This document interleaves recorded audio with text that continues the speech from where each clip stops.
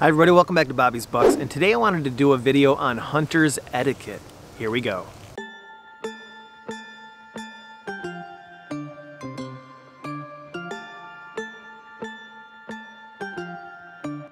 Growing up, I didn't grow up in a hunting family, and I was the only person that hunted, and my dad thought I was nuts, and he was scared to death I was going to grow up a killer, and he just didn't understand it. And you know, now he hunts with me. I got him into it about 10 years ago, and I finally convinced him to come out, and he loves it. We don't get to do it very often because he lives up in Midland, but and I'm down here in the Lansing area. But we try to get together as often as we can every hunting season, and it's a great time. And I just wanted to explain some of the mistakes that I made when I was younger. And I've probably made them all, and I've been kicked off properties, I've been kicked off family hunting clubs, and you know, tons of things. And I just want to share everything I don't do that anymore. You know, and I guess the number one thing is think of other hunters. Don't think of just your hunt. And so where do we start? We start with probably the most important would probably be know the property the best you can. Know the property lines, know where other hunters are, and that's key. That's most important, because you don't want to disrespect somebody else's hunt. You know, this is how you avoid confrontation. This is how you avoid getting your butt kicked, or worse, maybe even getting hurt or killed. You know, when it comes to private land, sometimes that's a little bit easier because you can talk to the family or friends that's hunting the property. When I was young, I had a friend offer to let me hunt. They had 300 acres, and I just couldn't believe it. I said, oh my God, this is almost like my own little ranch. I get there and it's just packed with other hunters, and they were all police officers. And you know, they were pretty cool at first. All it took was one walkthrough, one messed up hunt. I didn't know, the problem was I didn't know where they all were. So I walked through somebody's hunt one morning, and that was it. You know, I messed up their hunt, and you know, I wasn't taking it as seriously as they were, and that was it. So you know, if you have permission on a property, make sure you're not walking through somebody else's hunt.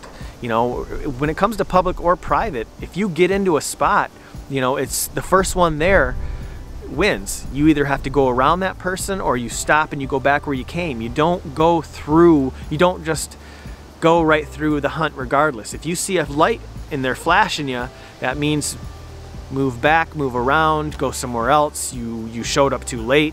And that's hunter's etiquette. That's the correct thing to do. What you don't do is keep walking. This year I was hunting in a swamp. You know, usually do a whistle, and because you don't really want to alarm the deer, you want to alarm the hunter. That's a good way to do it. And what's this guy do? He keeps walking right at me. Finally he gets up to me, he says, I see ya.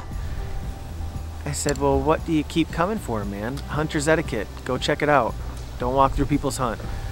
And I could tell he had never heard that before. So, you know, I almost felt bad for the guy, because I could tell he was packing so much gear. He's walking through a swamp. It wasn't maybe 5 seconds after that he walks away and he falls into the water in the swamp. I'm just, ugh, this guy. And he ended up walking through the parcel, never seen him again. That means he took the long way. He might have taken the road back because he didn't want to talk to me again. You don't want to be that guy to bust up somebody's hunt. You know, you want to show up early. You want to know where other hunters are the best you can. You know, when you see other hunters, nobody wants to give their exact position away, but you can give the general idea. Hey man, you hunting the back? I'm hunting this, I'm hunting the right side, I'm hunting the left side. You know, because that way, if he says he's hunting the left side too, I don't want to go in and hunt next to him. When a hunter's set up and he's facing one way, you don't go up right behind his back and sit down 20 yards. I had a hunter actually do that to me this year. He waves to me. He sees that I'm in the tree. I figured he's gonna walk away and go hunt somewhere else. I didn't realize he only walked back about 20 paces and sat down. It was about an hour later, I heard something turned around and he gets up and walks away. If you're with a buddy or a friend, yeah, maybe you take this side, I'll take that side.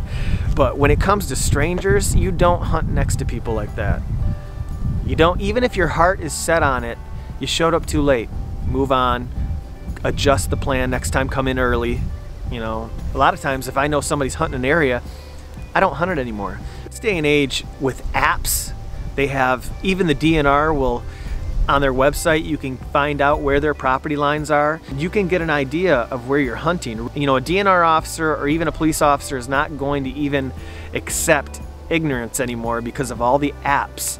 You know, if you're on somebody's property, you're going to be trespassing, and that's something you want to avoid. Not to mention, people, you don't want to get shot. So not everybody is as easygoing as you. You know, if you get permission on private land, be sure, we talked about knowing where the other hunters are so you don't mess up and walk through their hunts. Showing up early so you don't have to get kicked out of that area. You want to always have a backup plan. Always have more than one spot just in case something like that happens.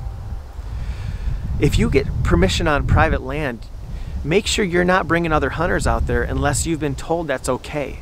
You don't want to open up the gate, drive through the property, leave the gate open. Make sure you leave the property the same way as it was when you showed up. If you see some trash out there, throw it in your bag. Things like that will keep you hunting on that property. The opposite, going out there and dropping beer cans with all your cousins and your buddies and everything, that's going to get you kicked off faster than you can say kicked off. But when it comes to public land, really all you have to do is just know your property lines, where your private and your public is, look out for other crazies, other hunters, and show up early. There's people out there that don't even have a hunter's license, so just look out. You know, when it comes to public, it's open to the public. There's people out there that try to claim public land as their own. This is my spot, go somewhere else. You can put your stand out on public land, lock it up, you gotta label it, phone number, but at the end of the season you have to remove it. Now, you can actually come out to your stand and see another hunter in your stand. Legally, your stand is open to the public, just like that property is open to the public, but you have the right to remove your stand. It's your property at any point. So if somebody's hunting in your stand, worst case scenario, you can remove your stand and get them out of your stand. If he refuses, you can contact the DNR officer. Now that's like an extreme. I've never had to do that, but I have had other people hunting my stand. I have had other hunters offer that. I could not believe it. One time somebody offered me their stand. He said he was looking at a 150 class buck on state land. I said, come on, that's ridiculous. You know, I don't think I've ever even seen a 150 class buck in that area. And he said, well, I'm going to be out of town. Somebody should get in there and kill this buck. I said, well, what the heck? I go in there, I hunt his stand. 20 minutes after sitting there, I see the biggest buck step out of this switchgrass and walk out in the open down this food plot. I could not believe it. He was 60 yards out. If he was just a little closer, I would have let an arrow fly. But I wasn't comfortable shooting my bow out that far. But I could not believe he was the widest, biggest. The mass on this 8-point was just, he was a monster. Never seen a buck like that. Still have not seen a buck like that. But there are people out there that are very generous, that love deer hunting, that want to talk to other deer hunters. And then there's other people that won't tell you anything. You know, won't even tell you where you're at or they're at. But you don't want to run into other people. You know, I want to be a ghost out there. I don't want to necessarily make a bunch of friends out there. I just want to hunt some property, get in, get out. I want to get in early and I want to leave late. And there's a good chance if I'm doing everything right, I may only talk to 1 or 2 hunters this entire season. But if I happen to run into somebody on the way out, I'm going to communicate with them the best I can. The other day, one of my buddies pulled in to eat a piece of pizza and just watch some deer. Maybe some deer would come out. This guy comes up to his window, knocks on his window, says, you can't park here. You're parking in this area. He's just eating a piece of pizza and he's going to leave. You know, there's people out there that are nuts that will try to push people around. You know, come to find out, he ended up getting kicked out. The DNR just had too many complaints about this guy. He was trying to claim public land.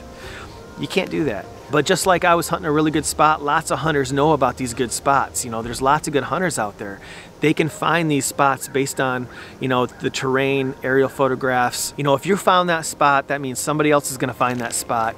And you're gonna have to take turns hunting that area. This season I was hunting an area and a young guy brings out another guy. You don't break the rule because once you show it, you lose it. And just like a good fishing spot, good hunting spot, at times some things are better left unsaid, untold, unshowed. And if you got a great spot, those are considered sacred. You know, if you're teaching your kids or your friends, you know, that's one thing, but understand, you're gonna show a friend or a family member, that's cutting the line. You should show them how to hunt, you should show them, give them the tools, but don't hand it to them every time. So I gave him a whistle. He looked up, he said, "Oh, sorry, man." I said, "Hey, it's all right. Lots of people know about this spot, and now one more knows about this spot." It's important to get out and do your scouting, find these good spots, but when you got them, hold on to them. The 4 main things I would recommend, the conclusion here would be show up early. Try your best to show up early and beat other hunters. Have another spot in mind, just in case somebody beats you. Don't try to block the way by setting your ground blind up right on the trail or something like that. Or don't try to claim public land. Understand it's open to the public, and if somebody's there first, that's their right. You just got to go around them. Last story. One time I showed up to a parking area and there was, Billy Bob Cletus sitting on a bucket, no shirt. The guy was drunk. He had his bow across his lap, and he's asking people to go somewhere else, and he's calling it common courtesy. So you're messing up my deer.